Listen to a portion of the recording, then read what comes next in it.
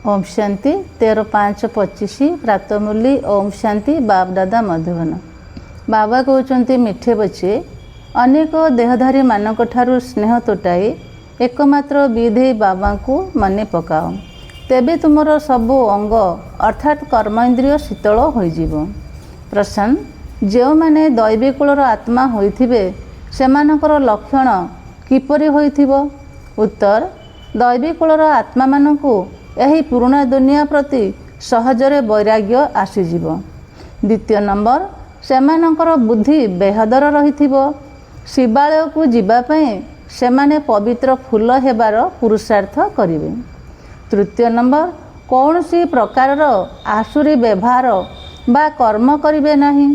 4 number, निजर chart अर्थात हिसाब रखिवे कि मो द्वारा कौनसी आसुरी कर्म हेउ नाही तो। बाबा को सर्वदा सत्य कथा सुनाइबे, किछि भी लुचाइबे नाही।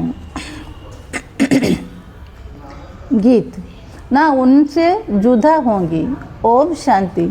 यह हेउची बेहदर कथा। हदर कथा सबु एबे दूरेई जाउछि। दुनियार मनुष्य माने तो अनेकों को मने पकाई थांती, कारण अनेक देहधारी सहित प्रीति रही। विधेय केवल जड़े ही अटंती, जहाँ को परमपिता परमात्मा शिव कहा जाउछि। तुम मानकु एबे केवल तांको सहित ही बुद्धिर जोग जोड़िबाकु हेबो। कौनसी देहधारी मानकु स्मरण करिबा उचित नुहें। ब्राह्मण आदि को खुआइबा एसबु हेउछि कलिजुगर नीति प्रथा। सेठाकार एवं एठाकार नीति प्रथा संपूर्ण अलगा।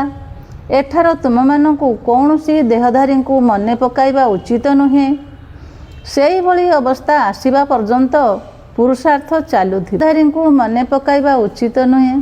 सेही भली अवस्था आसीबा पर्यंत पुरुषार्थ चालुथिबो। बाबा कहउछंती जेते संभव पुराणा दुनिया को जो माने आसी जन्म नहीं जाउछंती अथवा जो माने अछंती से समस्त को भूलिबा को हेबो। सारा दिन बुद्धि रे यही विचार चलिबा दरकार जे काहाकू कौन बुझाइबी, समस्त को काहाकू कौन बुझाइबी। ओम शांति। समस्त को एक कथा कहबा को हेबो जे एठा को आसी विश्वर अतीत वर्तमान भविष्यत को बुझ, जहा को केही हेले भी जानी नहांती। फास्ट अर्थात केबेठारु आरंभ हैला, प्रेजेंट अर्थात एबे कौन हेउची। सत्य जुगरु आरंभ हेउची, तेबे सत्य जुग ठारू वर्तमान पर्यंत एवं फ्यूचर अर्थात भविष्यत रे कौन हेबो। दुनिया रे बेहदर नाटक, दुनिया रे बेहदर नाटक, दुनिया रे मिथ्या कहानी, दुनिया रे मिथ्या कहानी उपरे आधारित हदर नाटक बहुत तैयारी करुछंती। सेथिरे कहानीर लेखक अलगा एवं नाटकर दृश्यर निर्माता अलगा थांती। ए सबुर रहस्य एबे तुम बुद्धि रे अछि। सीन सीनियर बहुत सुंदर भावे देखाइबा को पड़िबो। जेपरि आजमेर रे सुनार द्वारिकार चित्र अछि, सेथिरु मध्य चित्र नहीं नुआ दुनियार अलगा चित्र तैयारी करी देखाओ। एही पुराना दुनिया को निया लागिबो। एहार नक्शा अर्थात चित्र मध्य अछि ना, एवं एही नुआ दुनियार चित्र मध्य तुम मानक बुद्धि रे प्रत्यक्ष हो जाइछि। एही भली भल भाबरे विचार करी नुआ दुनियार चित्र तैयारी करिबा उचित। एक कथा तो तुमे माने जानिछ, वर्तमान समयर मनुष्य मानकर बुद्धि जेपरि पत्थर हो जाइछि। तुमे माने केते बुझाउछ, तथापि मध्य बुद्धि रे काहाठारू बुद्धि रे किछि हेले पशु नाही। जेपरि हदर नाटकर निर्माता माने सुंदर सीन सीनियर तैयारी करि थांती, सेहीपरि काहाठारू साहाय्य नै स्वर्गर सीन सीनियर बहुत सुंदर भावरे तैयारी करि हेबो। सेमाने तो बहुत भल आइडिया दे परिबे, भल उपाय मध्य बताई परिबे। ए संबंध रे एपरि भल भावरे चित्र तैयारी करिबा उचित, जहा कि मनुष्य आसी ବୁଝିପାରିବେ। ବାସ୍ତବରେ ସତ୍ୟ ଯୁଗରେ ତ ଗୋଟିଏ ହିଁ ଧର୍ମ ଥିଲା। ତୁମମାନଙ୍କ ଭିତରେ ମଧ୍ୟ କର୍ମାନରେ ରହିଛନ୍ତି ଯେଉଁମାନେ ଜ୍ଞାନର ଧାରଣା ହେଉଛି ଯେଉଁମାନଙ୍କର ଜ୍ଞାନର ଧାରଣା ହେଉଛି ଦେହ ଅଭିମାନୀ ବୁଦ୍ଧିକୁ ଛି ଛି କୁହାଯାଏ। ଦେହୀ ଅଭିମାନକୁ ଗୁଲ ଗୁଲ ଫୁଲ କୁହାଯାଏ। ଏବେ ତୁମେମାନେ ଫୁଲ ହେଉଛ। ଦେହ ଅଭିମାନୀ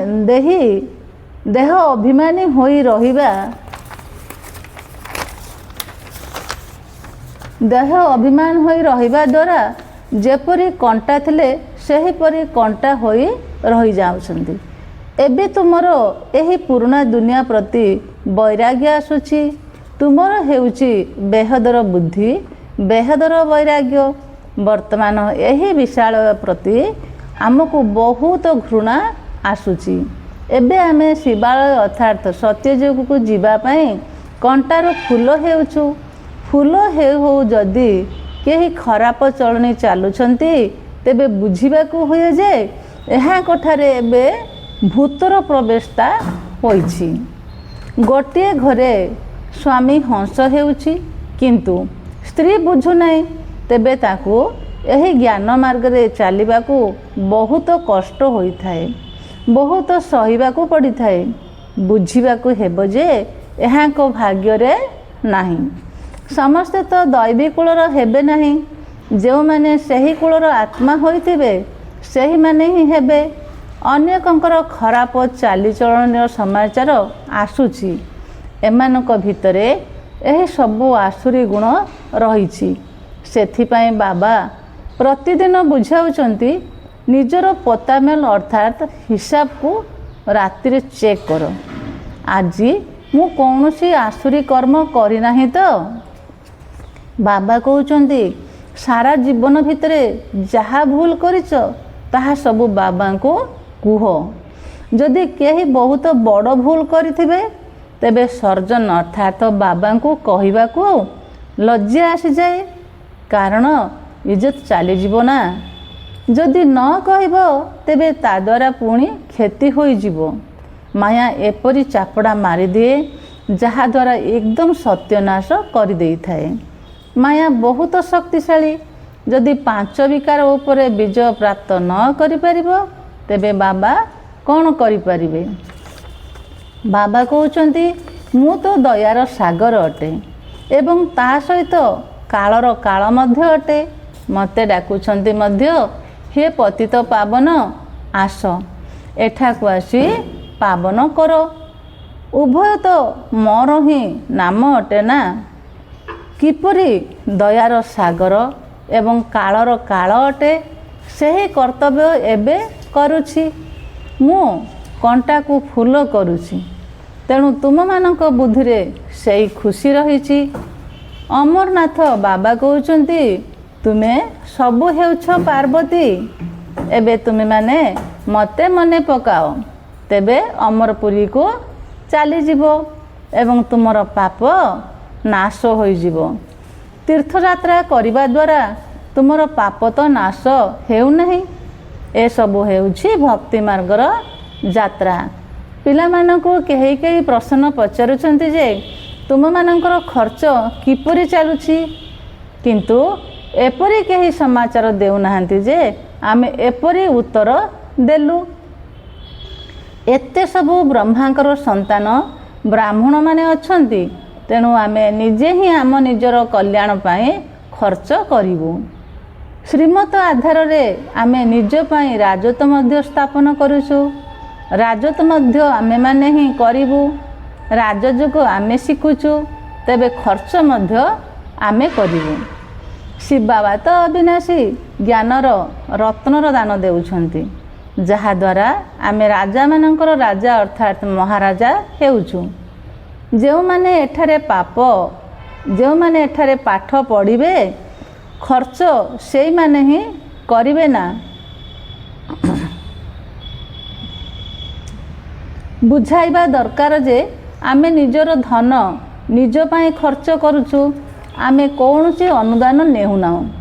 କିନ୍ତୁ ପିଲାମାନେ ବାବାଙ୍କୁ ପତ୍ର ଲେଖିଲେ केवल एतिकी लेखि दउचंती जे एभली प्रश्न सबु पचारुचंती।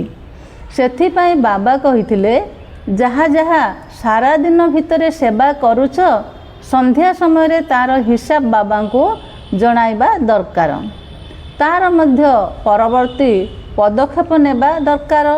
बाकी आसुचंती तो अनेक, सेमाने समस्ते प्रजा हेबे, उच्च पदर अधिकारी बहुत कम हेउचंती। दुनिया रे राजा माने कम थांती, साहुकार मध्य बहुत कम होई थांती, बाकी गरीब प्रजा बहुत हेउचंती। बाकी गरीब प्रजा बहुत थांती। एठारे जेपरी विभिन्न पद रहिछि सेहीपरि दैवी दुनिया रे मध्य रहिबो। राजत्व स्थापन हेउ समस्ते प्रजा हेबे, उच्च पदर अधिकारी बहुत कम होउछंती। दुनिया रे राजा माने कम थांती, साहुकार मध्य बहुत कम होई थांती, बाकी गरीब प्रजा बहुत थांती। एठारे जेपरी विभिन्न पद रहिछि सेहीपरि दैवी दुनिया रे मध्य रहिबो। राजत्व स्थापन हेउछि, एथिरे कर्मान्वयन समस्तंकर आवश्यकता रहिछि। बाबा आसी राजयोग शिखाई आदि सनातन देवी देवता, आदि सनातन देवी राजधानी स्थापना कराउछंती। एठारे दैवी धर्मर राजधानी थिला, एबे नाही। बाबा कहउछंती मु पुणी थरे स्थापन करूछि, तेणु काहाकू बुझाइबा पाई चित्र मध्य सेहीपरि दरकार, चित्र मध्य सेहीपरि दरकार। बाबांकर मुरली शुणिबे, कहिबे दिन को दिन एहार संशोधन होई चलीछि। तुमे निजर अवस्था को मध्य देख केते करेक्ट अर्थात ठीक होई चलुछि।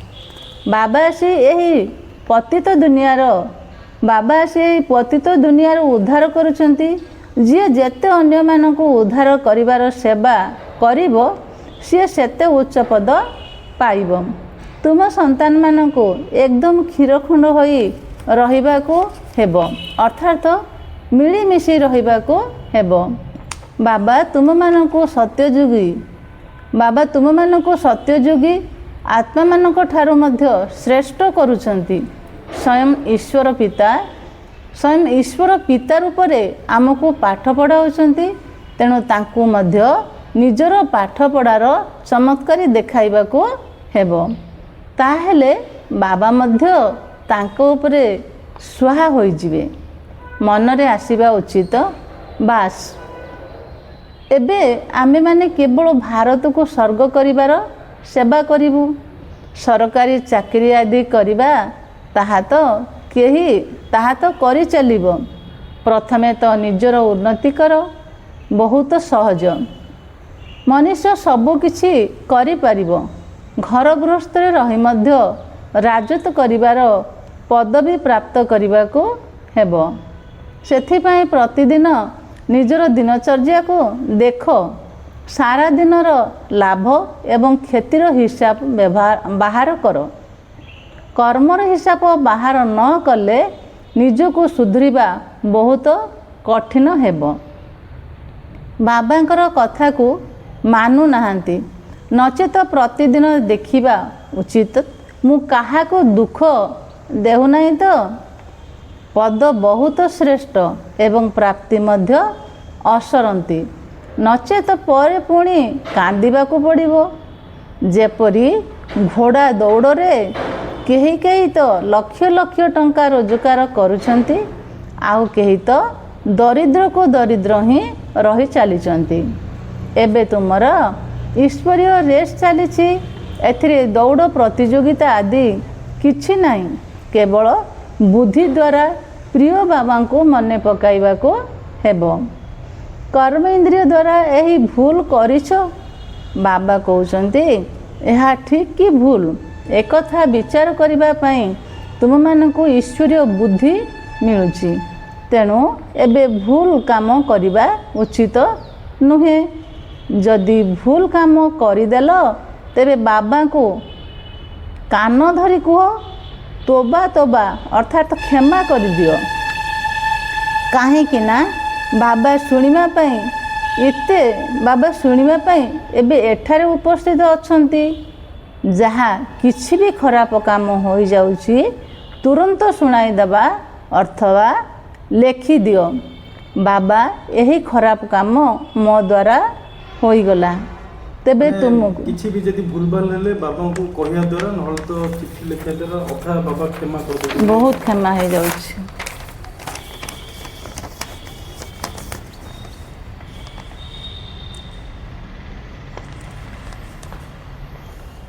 जहाँ किसी भी खराब काम करा खराब काम हो जाउची तुरंत सुनाई दियो अथवा लेखि दियो बाबा यही खराब काम मो द्वारा होईगला। तेबे तुमको अधा क्षमा मिल जिवो। एपरि नुहे जे मु कृपा करिवि क्षमा अथवा कृपा पैसा कर मध्य मिलिबो। बाबा को स्मृति द्वारा विकर्म विनाश हेबो। पूर्व पाप मध्य जोग बल द्वारा कटि चलिबो।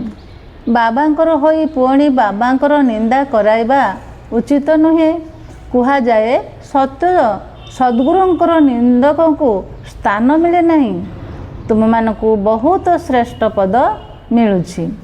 अन्य गुरु मानक पाखरे कौनसी राजतर पद कौनसी राजतर पदवीर कथा नहीं। एठारे तुमर लक्ष्य उद्देश्य रही। भक्ति मार्ग रे कौनसी लक्ष्य उद्देश्य न थाए। जदि बा किछि अछि तेबे अल्प काल पाई केउठी 21 जन्मर सुख केउठी पाई पैसार अल्प सुख। एपरि नुहे धन द्वारा सुख मिलुछि ताहा द्वारा दुख मध्य केते मिलुछि। अच्छा धरिनिय के डाक्तरखाना तैयारी कले तेबे परवर्ती जन्म रे ताको रोग कम हेबो। एपरि नुहे जे अधिक पाठ पढ़िबो एवं धन मध्य अधिक मिलिबो। सेथिपाई एबे सब प्रकार सेवा कर। केही धर्मशाला तैयारी कले परवर्ती जन्म रे महल मिलिबो। एपरि नुहे जे सुस्थ रहिबे ना। तेबे बाबा केते कथा बुझाउचंती। एही कथा को केही तो भल भाबरे बुझी पुणी अन्य मानकु बुझाउचंती केही तो पुणी बुझी पारु नाहांती। तेणु प्रतिदिन निजर पुरुषार्थर हिसाब किताब देखो। आज कौन पाप करिली एही कथारे फेल हली तेबे बाबा राय देबे जे एपरि काम करिवार नाही। तुमे माने जानिछ आमे बे स्वर्ग को जाउछु किंतु पिला मानकर खुशीर पारद सेते चढ़ू नाही। ब्रह्मा बाबा केते खुशी होउचंती। मु बुढ़ा हो जाइछि एई शरीर को त्याग करी सेठार मु राजकुमार हेबी। तुमे माने मध्य पाठ पढ़ुछ तेणु तुम मानकर खुशीर पारद मध्य चढ़िबा दरकार। किंतु बाबा को मने पकाई ही बाबा को मने ही पकाउ नाहंती। बाबा केते सहज भावरे बुझाउचंती। इंग्राजी आदि पढ़िबारे केते बुद्धि खर्च करने को पड़ुछि। सेही पाठ पढ़ा मध्य बहुत कष्ट। यह तो एते सहज। यही आंबा को पाठ आत्मिक पाठ पढ़ा द्वारा तुम्हें शीतल हो जाउछ। एथिरे तो केवल बाबा को मने पकाइबार बाबा को मने पकाइले कर्म इंद्रिय एकदम शीतल हो जीव। तुम मानकर तो शरीर अच्छी ना। शिव बाबांकर तो शरीर नाही। श्रीकृष्णकर अंग अच्छी तांकर अंग तो शीतल पवित्र सेथिपाई तांकर नाम रखी देइचंती। तेबे तांकर सहित किपरि संग करिवो। सी तो सत्य जुगरे ही थांती। तांकर अंग को एपरि शीतल किए करिले ए कथा को तुमे माने एबे बुझी पारुछ। तेबे तुम संतान मानक मध्य सेतिकी धारणा युक्त हेबाकू पड़िबो। बिल्कुल लड़ाई झगड़ा करिबा उचित नुहे। सर्वदा सत्य कथा कहिबाकू पड़िबो। मिथ्या कथा कहिबा द्वारा सत्य नाश ହୋଇଯାଇଥାଏ। ବାବା ତୁମମାନଙ୍କୁ ଅମୂଳଚୂଳ ସବୁ କଥା ବୁଝାଉଛନ୍ତି। ଚିତ୍ର ମଧ୍ୟ ବହୁତ ଭଲ ଭଲ ତିଆରି କରିବା ଦେଖିଲେ କହିବେ ଚାଲ ସେଠାକୁ ଯାଇ ଦେଖିବା। ଯେଉଁମାନେ ଚିତ୍ରକୁ ବୁଝାଉଛନ୍ତି ସେମାନେ ମଧ୍ୟ ବୁଦ୍ଧିମାନ ହୋଇଥିବା ଦରକାର। ସେବା କରିବା ମଧ୍ୟ ଶିଖିବାକୁ ହେବ। ଭଲ ବ୍ରାହ୍ମଣୀ ଅର୍ଥାତ୍ ବ୍ରହ୍ମାକୁମାରୀ ମଧ୍ୟ ଦରକାର, ଯିଏକି ନିଜ ସଦୃଶ ଅନ୍ୟକୁ କରିପାରିବ। ଯିଏ ନିଜ ସମାନ ଅନ୍ୟକୁ ମ୍ୟାନେଜର ଅର୍ଥାତ୍ ପରିଚାଳକ କରିଥାନ୍ତି ତାଙ୍କୁ ଭଲ ବ୍ରାହ୍ମଣୀ କୁହାଯିବ। ଯିଏ ନିଜ ସମାନ ଅନ୍ୟକୁ ମ୍ୟାନେଜର ଅର୍ଥାତ୍ ପରିଚାଳକ କରିଥାନ୍ତି ଭଲ ବ୍ରାହ୍ମଣୀ କୁହାଯିବ। ସେମାନେ ପଦ ମଧ୍ୟ ଉଚ୍ଚ ପାଇବେ। ପିଲାଳିଆ ବୁଦ୍ଧି ମଧ୍ୟ ନ ହେଉ, ନଚେତ ଅପହରଣ କରି ନେଇଯିବେ। ରାବଣ ସମ୍ପ୍ରଦାୟ ଅଟେ ନା? ଏପରି ବ୍ରାହ୍ମଣୀ ପ୍ରସ୍ତୁତ କର ଯିଏକି ପରବର୍ତ୍ତୀରେ ସେଣ୍ଟରର ଦାୟିତ୍ୱ ନେଇପାରିବ। ଆଚ୍ଛା, ମିଠା ମିଠା ଶିଖିଲା ଦିଏ ସନ୍ତାନମାନଙ୍କ ପ୍ରତି ମାତା ପିତା ବାପଦାଦାଙ୍କର ମଧୁର ସ୍ନେହ ସମ୍ପୂର୍ଣ୍ଣ ଶୁଭେଚ୍ଛା ଏବଂ ସୁପ୍ରଭାତ। ଆତ୍ମିକ ପିତାଙ୍କର ଆତ୍ମିକ ସନ୍ତାନମାନଙ୍କୁ ନମସ୍ତେ ନମସ୍ତେ ନମସ୍ତେ। ଧାରଣା ପାଇଁ ମୁଖ୍ୟ ସାରାଂଶ। ପ୍ରଥମ ପଏଣ୍ଟ ବାବା କହୁଛନ୍ତି ବାବାଙ୍କୁ ନିଜର ପାଠପଢ଼ାର ଚମତ୍କାରୀ ଦେଖାଇବାକୁ ହେବ। ଭାରତକୁ ସ୍ୱର୍ଗ କରିବାର ସେବାରେ ଲାଗି ପଡ଼ିବାକୁ ହେବ। ପ୍ରଥମେ ନିଜର ଉନ୍ନତିର ଚିନ୍ତା କରିବାକୁ ପଡ଼ିବ। ସମସ୍ତଙ୍କ ସହିତ କ୍ଷୀରଖଣ୍ଡ ହୋଇ ରହିବାକୁ ହେବ। ନେକ୍ସଟ ପଏଣ୍ଟ, ଯଦି କୌଣସି ଭୁଲ ହୋଇଗଲା ତେବେ ବାବାଙ୍କୁ କ୍ଷମା ମାଗିନିଅ। ବାବାଙ୍କୁ କ୍ଷମା ମାଗି ନିଜେ ନିଜକୁ ସୁଧାରିବାକୁ ହେବ। ବାବା କୃପା କରିନଥାନ୍ତି, କିନ୍ତୁ ବାବାଙ୍କୁ ମନେ ପକାଇ ନିଜର ବିକର୍ମ ବିନାଶ କରିବାକୁ ହେବ। ନିନ୍ଦା କରାଇବା ବାଲା କୌଣସି କର୍ମ କରିବା, ନିନ୍ଦା କରାଇବା ଭଳି କୌଣସି କର୍ମ କରିବା ଉଚିତ ନୁହେଁ। ବାବା ବରଦାନ କହୁଛନ୍ତି ଜ୍ଞାନବାନ ହେବାର ବିଶେଷତା ଦ୍ୱାରା ସଂସ୍କାର ଟକ୍କରରୁ ସୁରକ୍ଷିତ ରହୁଥିବା କମଳ ପୁଷ୍ପ ଭଳି ନ୍ୟାରା ବା ସାକ୍ଷୀ ଭବ। ବାବା ବିସ୍ତାରରେ କହୁଛନ୍ତି ସଂସ୍କାର ତ ଅନ୍ତ ସମୟ ପର୍ଯ୍ୟନ୍ତ କାହାର ଦାସୀ ହେବାର ରହିବ ତ କାହାର ରାଜା ହେବାର ରହିବ। ତେଣୁ ଏହାର ସଂସ୍କାର ବଦଳି ଯାଉ। ଏଭଳି ଅପେକ୍ଷା କର ନାହିଁ, କିନ୍ତୁ ମୋ ଉପରେ କାହାର ପ୍ରଭାବ ନ ପଡ଼ୁ। କାହିଁକି ନା ପ୍ରଥମେ ତ ସମସ୍ତଙ୍କର ସଂସ୍କାର ଭିନ୍ନ ଭିନ୍ନ ଅଟେ। ଦ୍ୱିତୀୟରେ ମାୟାର ରୂପ ଧାରଣ କରି ମଧ୍ୟ ଆସିବ। ସେଥିପାଇଁ ମର୍ଯ୍ୟାଦାର ସୀମା ଭିତରେ ରହି ସବୁ କଥାକୁ ନିର୍ଣ୍ଣୟ କର। ଭିନ୍ନ ଭିନ୍ନ ସଂସ୍କାରର ହୋଇଥିଲେ ମଧ୍ୟ ଲଢ଼େଇ ନ ହଉ। ସେଥିପାଇଁ ଜ୍ଞାନବାନ ହୋଇ କମଳ ପୁଷ୍ପ ତୁଲ୍ୟ ନ୍ୟାରା ବା ସାକ୍ଷୀ ହୁଅ। ଅବ୍ୟକ୍ତ ଇଶାରା ଆତ୍ମିକ ରାଜକୀୟତା ସହିତ ପବିତ୍ରତାର ବ୍ୟକ୍ତିତ୍ୱକୁ ଧାରଣ କର। ପବିତ୍ରତା ସୁଖ ଶାନ୍ତିର ଜନନୀ ଅଟେ। ଯେଉଁଠାରେ ପବିତ୍ରତା ରହିଛି ସେଠାକୁ ଦୁଃଖ ଅଶାନ୍ତି ଆସିପାରିବ ନାହିଁ। ତେଣୁ ଚେକ୍ କର, ମୁଁ ସର୍ବଦା ସୁଖର ଶଯ୍ୟା ଉପରେ ଆରାମରେ ଅର୍ଥାତ୍ ଶାନ୍ତ ସ୍ୱରୂପ ସ୍ଥିତିରେ ବିରାଜମାନ ରହିଛି। ମନ ଭିତରେ କାହିଁକି କ'ଣ କିପରି ତ ଦ୍ୱନ୍ଦ୍ୱ ରହିଛି ନା? ଏସବୁର ଊର୍ଦ୍ଧ୍ୱରେ ସୁଖ ସ୍ୱରୂପ ସ୍ଥିତି ରହିଛି। ଓମ୍ ଶାନ୍ତି।